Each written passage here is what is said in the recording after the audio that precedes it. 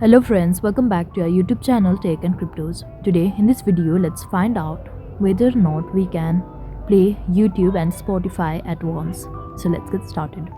At first let's get into Spotify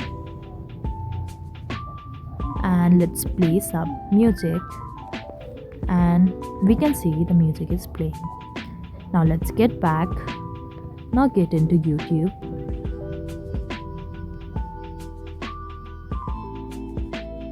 Now let's play it. Now it's playing. Now if we look at this, we can see the Spotify is paused for now, and if we try turning this on, we can see YouTube is paused.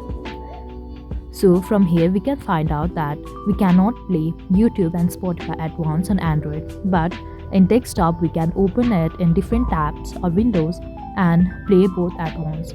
So this is all. I hope you liked the video. Please do like and subscribe. Thanks for watching.